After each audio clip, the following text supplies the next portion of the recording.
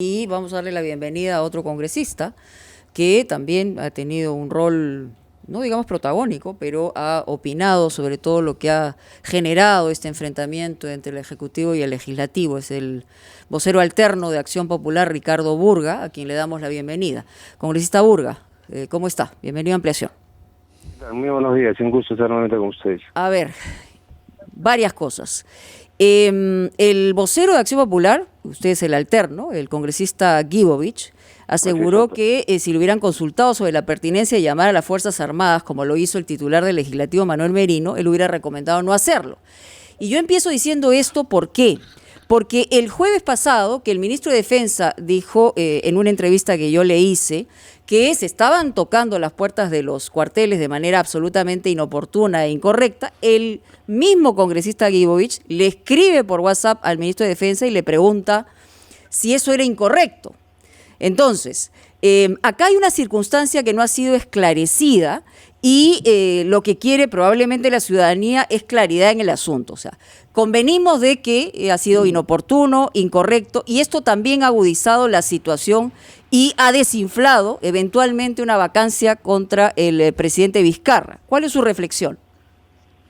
Mire, el presidente del Congreso ya dio las explicaciones del caso.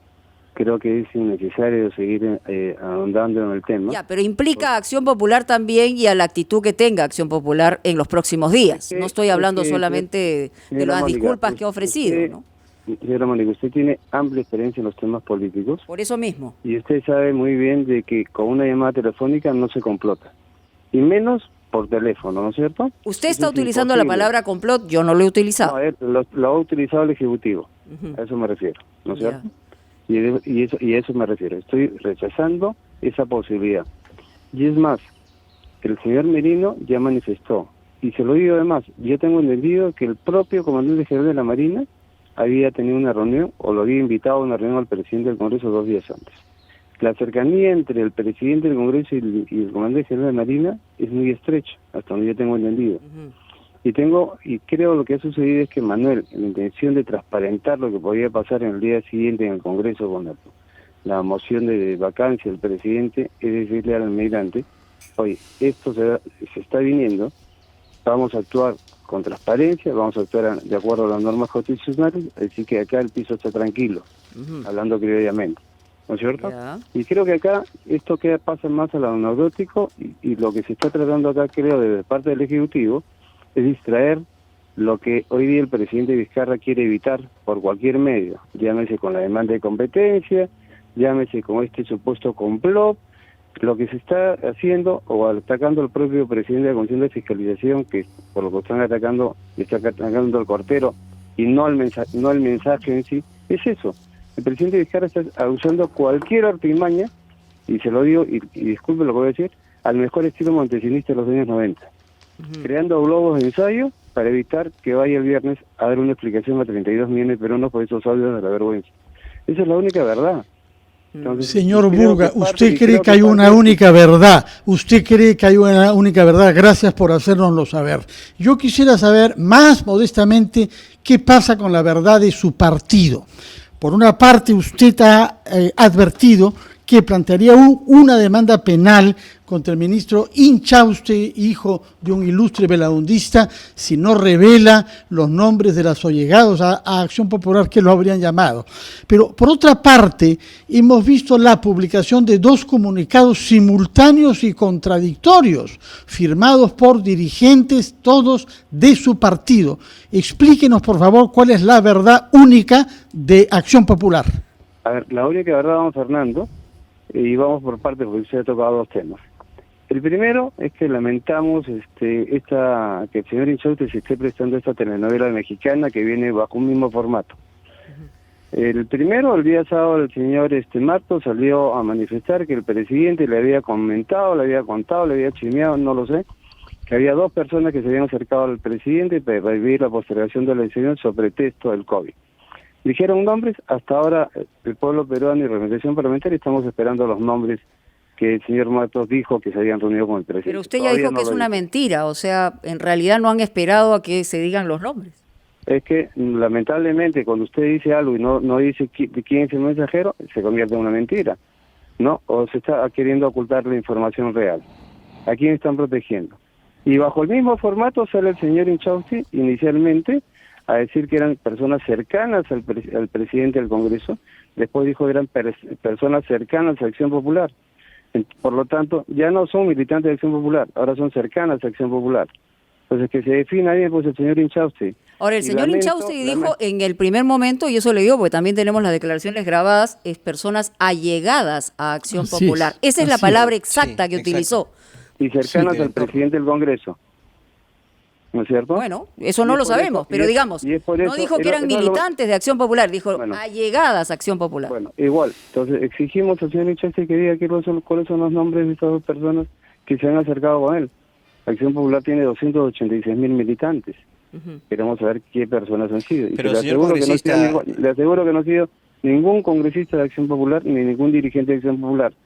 Los integrantes del comité político han sacado comunicados hasta personales manifestando su rechazo a esto.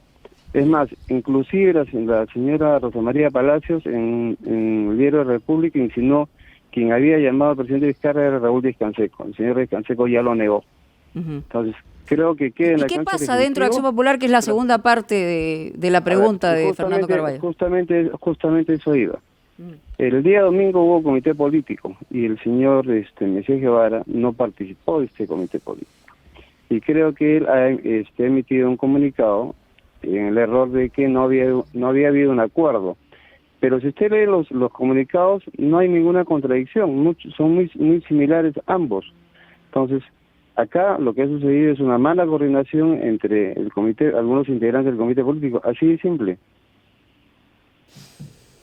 Congresista, pero usted ¿por qué asegura ya tajantemente que el señor Inchausti está mintiendo? ¿Qué pruebas tiene usted de su mentira? Solamente el hecho de que no haya dicho los nombres. El ministro dijo, ojo, en entrevista televisiva con Latina, que está dispuesto a entregar los mensajes que le enviaron. O sea, ¿no cree que es apresurado decir que miente solamente porque prefiere guardarse los nombres? Él habla además de una especie de, habla una especie de, disculpe la expresión, manoseo, no al apellido de su padre. Quizá por eso también la reserva o cautela que él tiene. Pero, bueno, con mayor razón, ¿por qué dice que es mentira? Está manoseando el apellido de su padre, a quien yo tuve la suerte de conocer y que trabajé con él, porque él cuando fue candidato a la alcaldía de Lima, yo fui integrante de su lista como candidato a regidor. Entonces, si él no quiere que manoseen el apellido de su padre, que es un digno representante de Acción Popular y colaborador del presidente de Belaún, de la ciudad, ex senador y ex ministro de Estado, debería dar los nombres, con mayor razón. Pero si cuando salió a relucir el nombre de Inchaustegui, el que hizo alusión a su padre fue el propio presidente del Congreso en el Pleno. Dijo que salga a hablar y hizo justamente la mención del señor Inchaustegui. Pero, ¿y a quién se iba a referir si no era él? Quien dio la información fue el señor Inchausti y tiene que dirigirse directamente a él, o se tiene que dirigir al presidente de la República o al primer Matos. Se tiene que dirigir directamente a la persona que está insinuando que ha habido gente cercana a Acción Popular que lo ha llamado para ofrecerle un gabinete que no existe. A ustedes, con la experiencia que tienen, me pueden decir que se puede hacer un gabinete sobre algo que no ha sucedido. Muchas veces en la historia del Perú se han tentado cosas de esa naturaleza, congresista Burga. Así como usted nos señala la experiencia que podamos tener en relación a cómo se maneja la política en nuestro país en las últimas décadas, queda claro también que cuando hay movimientos de esta naturaleza sí hay pues contactos y llamadas telefónicas. Pero más allá de eso, lo que el país quiere es que se conozca la verdad y solamente la verdad. Y la verdad no son las versiones, hay una verdad a la que hay que llegar cruzando las versiones precisamente que tiene las partes. De acuerdo, señora Mónica, pero la prensa también tiene que colaborar para que esta verdad se sepa. Por supuesto, en eso estamos. La primera gran verdad que se tiene que esclarecer son estos audios de la vergüenza. Vayamos por partes. Nadie le quita... El Congreso no ha generado esta crisis de gobierno. La ha generado la propia gente cercana al presidente de la República, que lo ha agravado. Pero lo ha agudizado en una circunstancia en la que estamos viviendo. Y donde se ha demostrado que el presidente de la República da instrucciones a su personal más cercano para que oculte información, transgiverse la verdad, y eso es lo importante.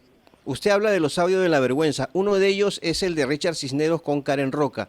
Y en base a ello ustedes han acusado al presidente de la República. Sin embargo, el señor Cisneros mencionó también en sus declaraciones al presidente del Congreso, que esto era una especie de complot. ¿Por qué en Bueno. ese sentido, en un caso le dan valoración y en otro caso no? ¿Dónde no sé están si los tenemos audios que... del señor Swing? Pregunta. ¿Perdón? ¿Dónde están los audios del señor Swing?